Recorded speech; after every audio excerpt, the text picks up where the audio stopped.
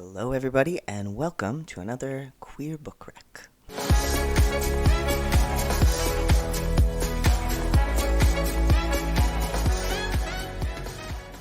So, hey, how's it going? What's up? What's going on?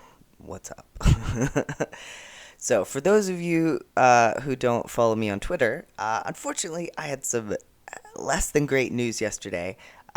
In the fact that my top surgery, which was previously scheduled for April 25th, has been postponed until May 30th, and I was not happy about this, but I mean my surgeon is literally having a baby, so like there's just nothing that can be done about it, and no shade to her whatsoever, but it just sucks a little bit. So that was not great, but the good news is, just before I got the news, I had gone to the library to pick up some lovely queer young adult books. One of them I had been on the wait list for, and it finally got to be my turn, and that book was Always the Almost by Edward Underhill. And that is the book we're going to talk about today.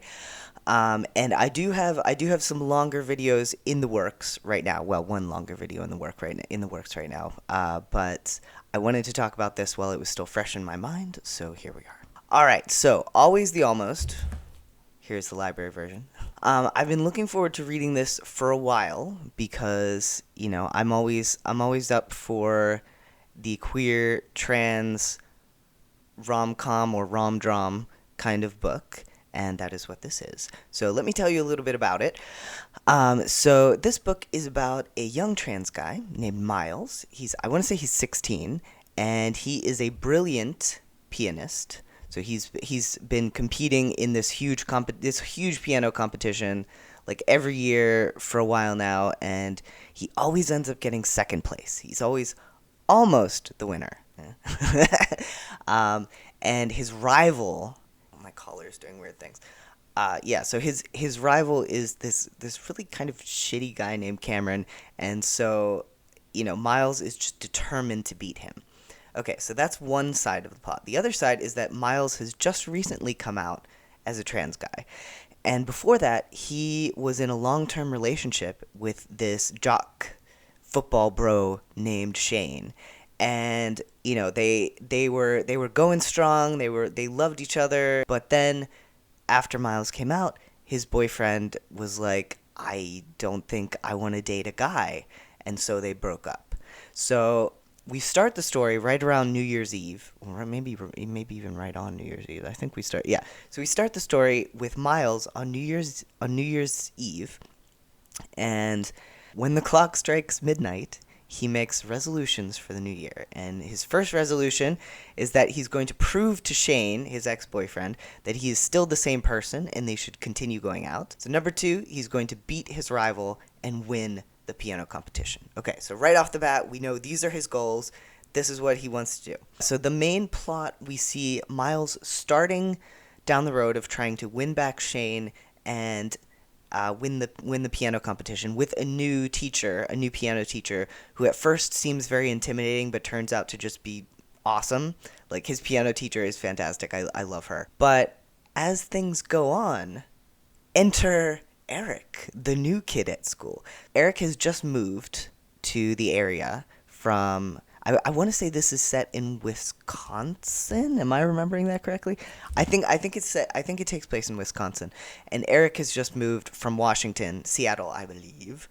It doesn't matter. You don't need to know that to understand the story. But Eric has just moved, and he is openly queer, pansexual. Though he doesn't actually use that word, but he says he's attracted to people. It doesn't matter to him what gender or lack of gender they have. He's just interested in people.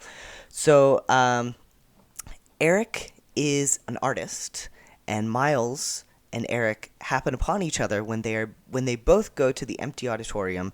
Eric to work on his graphic novel that he's trying to draw, and Miles to practice the piano thing. To practice the piano piece that he's been having some trouble with.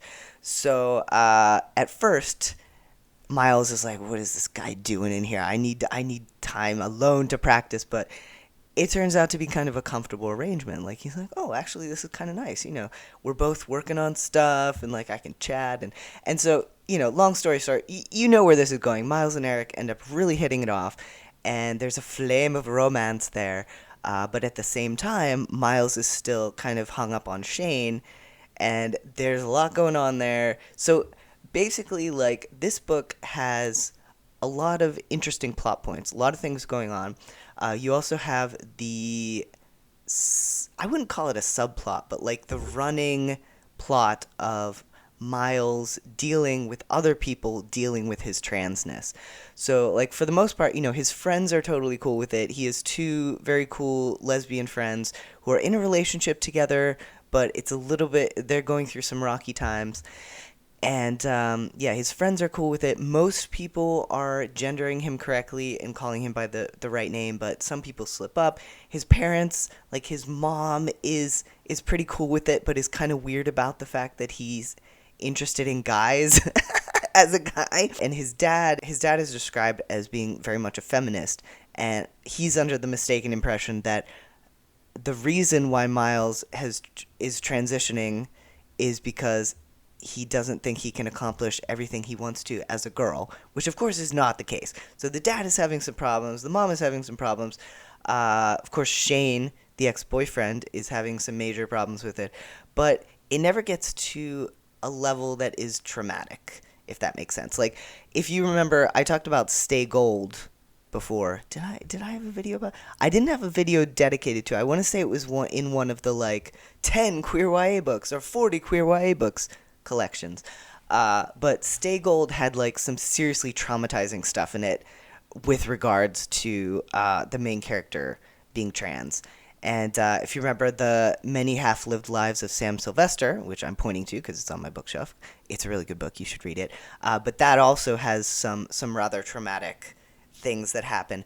This book does not. There are some minorly traumatizing things because, like being misgendered sucks. Reading comments about yourself online, doubting that you are really a guy sucks. So, like, there's little things like that, but for the most part, this story stays very much in the realm of joy.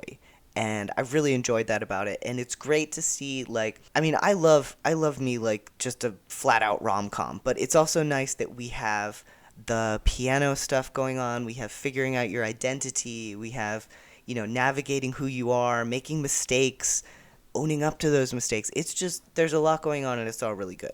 Anyway, so long story short, this is a good book and you should read it. So yeah, definitely pick it up if you're able to. It's great when we can support not only queer writers, but trans queer writers. And yeah, I loved it, and I hope you will too. And if you don't, that's okay. But I thought I would recommend it in case any of you would also be interested. So, okay, all right. So that's all from me for now. Yeah. So, yeah. Let's say thanks as always to our amazing patrons, who yeah, are amazing. I'm tired. I did not sleep well last night. So forgive me for that. Yeah, so anyway, thank you to our amazing patrons who are wonderful and amazing and awesome, as always. And shout out to our Nick Nelson members, Kelly Walker, Book Nerd Charlie, Paul Z, and Michelle. And I also wanted to say a huge thanks to my top surgery fundraiser reached its goal a few days ago, but for some reason you crazy folks are still donating. So I wanted to say huge thanks to Anonymous, who donated $500 the other day, and Sally Marr, who donated $15. So thank you so much, you guys. And yeah, I've said it before, but it means so much to me, and especially with the news that I received yesterday, it was nice to get some good news as well. So okay, all right, so I will talk to you guys later. Have a wonderful rest of your day, at no matter whatever point you might be at in that day. I will see you next time. Okay, bye. Say you're coming